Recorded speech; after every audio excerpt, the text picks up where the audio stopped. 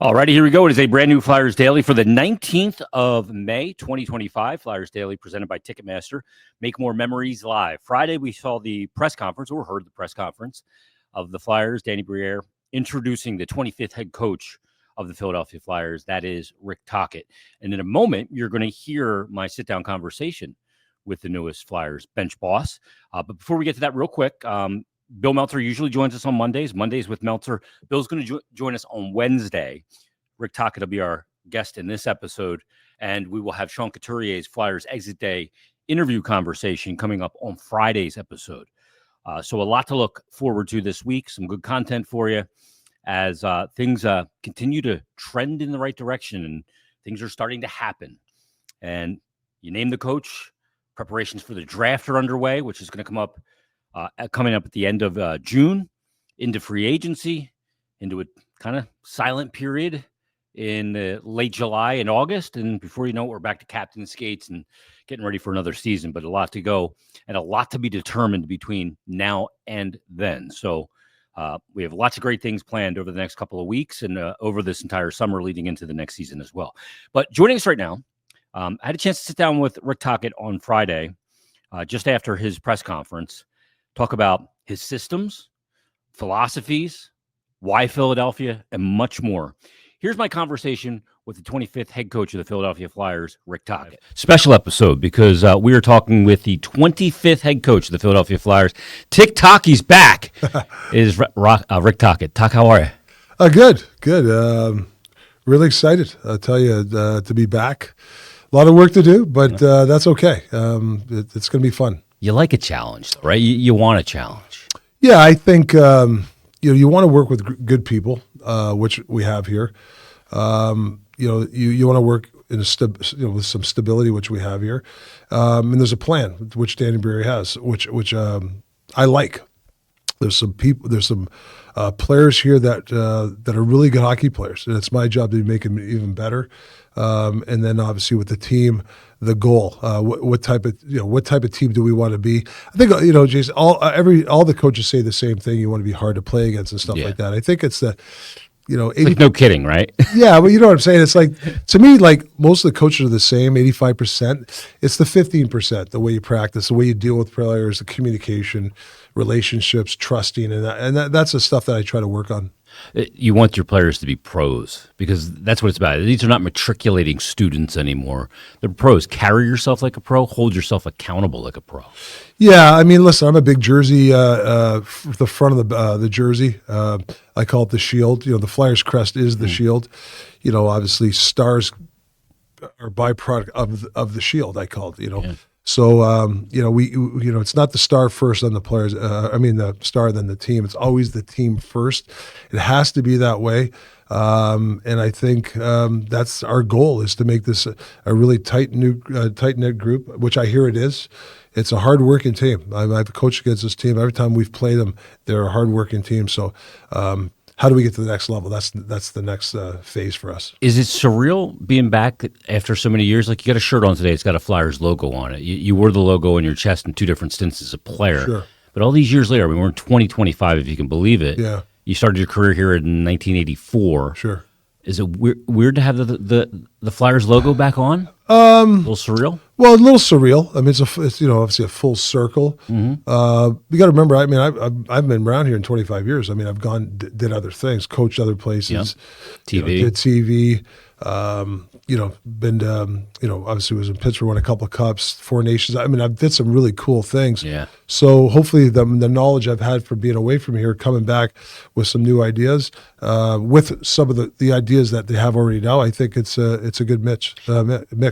You learn things along your journey. You evolve as a coach in every stop that you make, and sometimes work. I've always said, bad bosses you learn just as much from, maybe even more than good bosses. What not to do, but as you've you've worked with some really good coaches. Mike Sullivan, obviously at Four Nations, and in Pittsburgh, John Cooper was there. You worked with Wayne Gretzky earlier in your career. Sure. I mean, you take all of that and you put your own kind of touches on it, don't you? Yeah, the names the high-level guys you just named, Mike Keenan, when I first played here, I some stuff that I liked that he did. The great Scotty Bowman, his bench coach ability, of matching, knowing how to get the right people at the right time.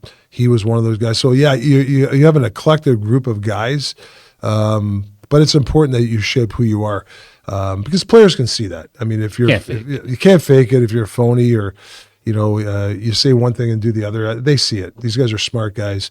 I just want to be an honest coach that they can trust. You got to be Rick Tocchet. You got to be authentic to yourself. Because I think players see, right, you're trying to be somebody else.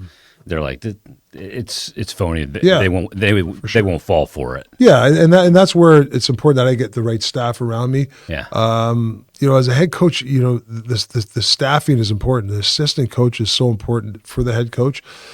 Sometimes you might have to hire a guy that might be better than you at certain things, and you got to embrace that. You can't be scared of that, and that's one thing I got to admit. I've never been scared of that. To surround myself with guys that might be better than me at something, and that just makes for a better environment. D-level managers hire people that are inferior. Yeah. A-level managers hire people that know what they don't know but don't feel threatened by it. Yeah, no, it's true. It's a big element. The staff that you do bring in, have you changed in the way you coach at all, in the sense that, the coach has to oversee it all and empower the assistants to handle those details and those kind of things, so that you can keep your eye on the group from a macro level? Yeah, it's a great point by you. I have to give my staff autonomy. You've got to give them, whether it's projects or players, for them to the tutelage for them. Now, obviously, we come up to agreement with our staff, how we want to play, our philosophy, how we deal with players. A lot of that stuff I like to be involved with and shape our coaches, how we want to deal with things. But after that, it's their personality and the way they do things. I got to let them run with it, because I don't want 5 Rick Tocchet's in that dressing room. You don't want 5 Rick Tocchet coaches. It's important that you have other guys that can morph the player in a different way, think a different way, and I think it's important that I create that environment for our players. And you have a variety. The messaging's consistent, but it's coming from a variety of different ways, which is always more effective. 1,000,000%. Yeah. I mean, it's no different than the way I present, or I want assistant coach present. Different style, different wording, different terms. I mean, we all speak the same language, don't get me wrong. When we go out that door, we're as one. But I think, there's certain things that I think you have to let people be creative with. No doubt. Let's talk about style of play. There's this assumption on social media, because you played when you played, that you just want to defend and get to the red line and dump the puck and chase. Yeah. There's a lot of dump and chase in the league. I watched Florida the other night in first period. They dumped 14 pucks and had 2 zone entries that weren't a dump. They're a great forecheck team. What do you want to do? I mean, 2-1-2 forecheck. You'll run both. But you want to attack and really be aggressive offensively, create those turnovers and chances off it. Man, your hockey. You're right. Florida, Stanley Cup champs, went to the finals last year. They're probably one of the biggest dump-in teams in the league. So, you what you do is you look at your roster and you come up with somewhat of a system. The concepts are usually the same. Do we want to dump the puck in all the time? No. You got to be calculated, though. I mean, if you're 1-on-4, you dump the puck in. Exactly. or you make sure the puck's dumped in when all guys their feet are pointing in north, going getting the puck. You don't want to be dumping the puck when you're going east-west. But yeah, I mean, there's a give and take. Some of the best teams in the league over the years, Vegas, hard team to play against. They're really intelligent without the puck. I thought the last couple of years in Vancouver, defensively, without the puck, we were a very intelligent team. I think you have to have that intelligence. You have to have that mindset. But saying that, you got to coach creativity. Don't get me wrong. You got to push the envelope. We've already talked about ways of scoring. To use the weak side more, activate the weak side defenseman a lot. Is there a little risk to it? Yeah, there could be some risk, but I think there's the rewards got to be big if you play certain styles. So, yeah, you're always going to get your detractors when it comes to that. We had a lot of injuries last year, so we had to play a certain way to stay in hockey games. I'm not going to simplify it. Yeah, I'm not going to apologize that but you got to be crazy. I mean, do you want a Mitchkov to dump the puck in every time? Of course not. You want him to be a creative guy who can make plays. So there's a give and take, and you got to find that balance. The thing is funny, watching these playoffs, I was watching you on TV the other night on TNT. Shot totals I see are way down in the playoffs, especially. That's teams blocking shots, making it more difficult, contesting every inch of the ice. But it's also a trend in the league. You see goaltender save percentage going down too, because it's not about quantity. It's about quality. And just throwing a puck to a goalie does 2 things. It kills your play, and it gives the goalie confidence. 2 things you don't want to when you're a team attacking another goalie. Yeah, I just like Craig Berube, Bruce Cassidy, these type of guys. I'm with them. Even Pete DeBoer, like they're not a high. They listen. Do I want 40 shots a game? Of course, but giving the puck up for just the sake of getting a shot on net makes no sense. People look at the shot clock to look at if the team's better than the other team. Or you got to watch the game. If there's guys going in the net, I mean, I will say in the playoffs the shot total's down, but if you look at all the goals, how many tip goals how many goals around the net? Kapanen the other night, what is it? Shot on net, he gets a rebound. Yep. The time I did TNT, there must have been 8 that night where it went off a defenseman or tipping. Yes, tipping or just something chromes off a guy's skate. So, I think there's a give and take. Yeah, you want some shot volume, don't get me wrong, but it's got to be calculated. Yeah, you see the way teams are built around the league, and you look at your experience in Vancouver, your experiences before, and you also look at in these playoffs, what's successful, because imitation is you see a team doing something, you want to imitate it, but in these playoffs, you got a team like Carolina who just forechecks the hell out of you just suffocates you for 3 periods. Then you got a team like Florida's dumps and gets in on it, and then you see a team like Edmonton. They're all different. They've all got these different elements. Do you look at all that and go, where can I apply these with this roster? You're right. All different styles can win. Yep. And if the common goal is the buy-in, it doesn't matter what system, and obviously I lean towards a different type of system that other guys do the same. But for me, it's the buy-in. If you can get everybody to be on the same page, and if you look at the teams in the playoffs, the good teams don't beat themselves. They don't give up a lot, and when they do, it's it's got to be like an excellent chance for the other team to score. So I just feel intelligence is a big part of your game. I'm watching these playoffs, studying the way the styles, but the common theme is these teams are working so hard. I mean, it's really tough to penetrate, and you got to be willing to play uncomfortable. That's why the teams are still in it.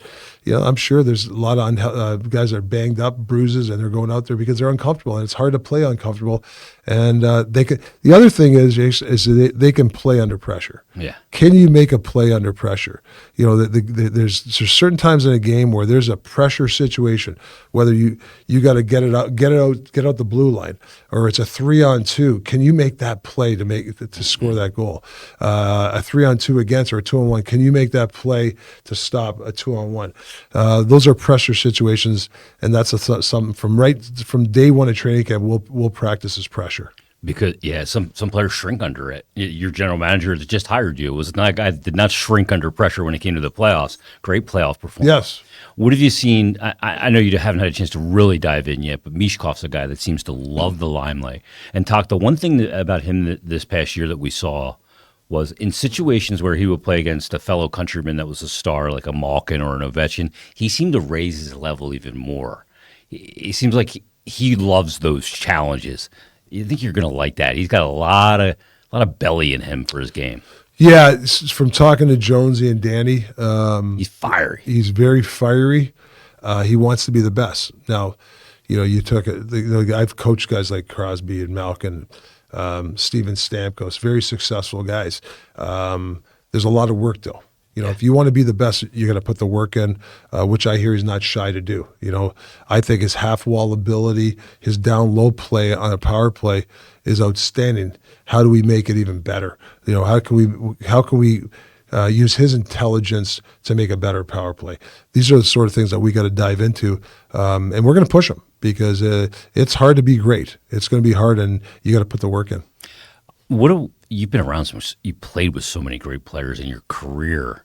Mario, and you've been around Gretz a ton and great players, and you've coached a bunch. What is the common denominator in great players? Yeah, the calmness under pressure. I can't tell if you're losing or winning when Wayne Gretzky and Mario Lemieux on the ice. They're the same. No panic. Even when the game's on the line, their heart rate's not going a million miles an hour. They've got a calmness to them. Even when they get the puck in a pressure situation, they can slow the game down. It's hard. I mean, you're talking to the 2 greatest players ever played the game. So, but you can learn from that. Yeah. It's funny. I was talking to Danny Beer. We were talking about some offensive stuff, and we were talking about when a player has a guy in his back, like the real, you can teach this stuff, but it's hard. Is can you make the player's heart rate stay, at a calming a beat where he gets, or he doesn't throw pucks away. No panic. There's no panic. We don't want to throw pucks away. We want to keep pucks with no panic. And I think that's something that it starts today. I mean, when you talk to players, went throughout the relationship this summer I have with the players, and then training camp, it's an evolving thing every day. You talked about, there was word out there. You were talking to a lot of teams. And I think Elliot Friedman even said that you were interviewing teams. They weren't interviewing you, which is a great line. Yeah. And you had to be sold. If you're going to jump in, you don't come into a gig and just go halfway and dip the toe in the pool. You're going to throw your entire existence into this job. What was it that really sold you on here? You've been here before. You know the fan base. You know the market. Sure. But that wasn't going to be enough. You had to be sold on right. On this. I mean, obviously, knowing the area, the relationships I've had here, wonderful people. Obviously, the organizations. You're talking about Comcast, the stability. You see the facilities. Yeah. I mean, look at the tools you get to work with, right? Yeah. That was a big seller. The relationships with Jonesy and Danny that I know very well, Dan Hilferty that I've gotten to know, the way how his life has been, where he has put people together and built up empires. What you were talking about, empowered people, assistants and stuff like that. Exactly, yeah. And that's who he is. So we had a long talk about that stuff. So, there's a lot. Then you look at the roster, and it's an up and coming roster. Like everybody's saying, "Wow, how do we know it's 1, 2, 3, 4 years away?" All I know is Danny has a plan, and he's doing it methodically, which I like. There's no sign of panic. If there's going to be a free agent sign or we're going to go this way, it's going to be because it's part of the plan. I like that. Regardless if you win 5 in a row or lose 5 in a row, I think Danny's the type of guy that he's going to stick with the plan. Yeah, he has this first 2 years, and the thing about that is you can't microwave it. Microwave food tastes like microwave food. It tastes like crap, right? True. You like a slow roasted beef brisket, right? Yeah. And that's what's going on here. Except if it's late at night, you don't care, right? No, it's late at night. Just gotta get it in. All right, just get it in. Yeah. Get it in and get it down. Last thing for you, Talk. You're back in Philadelphia. Yeah. This fan base loved you as a player. If you're to succeed here and be a big part of leading this organization back to where it has been traditionally in sports, it's going to be incredibly rewarding for the fans and for yourself. Yeah, I mean, listen, we all dream, right? Yep. I mean, you dream of that stuff. I mean, we got a long way to go. I got a long way to go, but going down Broad Street, I picture that stuff. I had a chance in '85 and '87. We couldn't get it done. 2007 against Chicago. Or 2010 versus Chicago. I'm sorry, 2010. Yeah, 97 versus. That was another close series. Yeah. So there's moments there, and you dream about, can you be the guy, not just the guy, but be part of the group that takes them over the top. Yeah, I'm a dreamer. Why not? Yeah, you wanted to win one as a player. It didn't happen. As you said, you go up against the best team probably ever in the '85 and '87 Oilers, which was absurd. Yeah. And they won, I think, 5 cups in 7 years. So right. I won in '92 as a player. You did, and then 2 as an assistant coach. But you're right. Yeah, we can't mention that city. I hear it. But yeah, I hear what you're saying. Yeah. So to win that cup, you know what that feels like. And yeah, it's amazing. It's an amazing feeling. It buckles you, doesn't it? It does. But it's well worth when you win all the pain you go through and all the they laugh when people say teams in fighting sometimes, or guys get it out for practice and there's combativeness. You got to go through that stuff if you want to win. That's your brothers. Yeah, you fight your brother. You fight your brother. Yeah, exactly. Love each other after. Yeah, actually they help you get the NHL by fighting me and throwing me around down the stairs every once in a while. But you got to enjoy the ride. But it's going to be uncomfortable and it's going to hurt. And I think you just got to embrace that. Talk, welcome back to Philly. Thanks, man. I appreciate it. Thanks, bro. Looking forward to many conversations with Rick Tocchet over his tenure here in Philadelphia. It is underway, and he does have an infectious kind of personality when it comes to hockey. He loves talking about hockey and talking about the details of it. And you can tell he loves being a bench and around the guys. And I'm excited for the Rick Tocchet era here in Philadelphia. I'm excited to see what he can do, what kind of players the front office can provide to him via Danny Briere, Keith Jones, and through acquisitions, trades, drafts, development, and all of it. So very exciting time, I think, we're embarking on for the Flyers as they, start this next phase of the rebuild, the actual building part of it, the build up. I'm looking forward to it, and I'm optimistic about it. Everybody, have a great Monday. Bill Meltzer will be with us on Tuesday. Sean Couturier will be our guest on Friday's episode. So until then, join us coming up Wednesdays with Meltzer edition of Flyers Daily.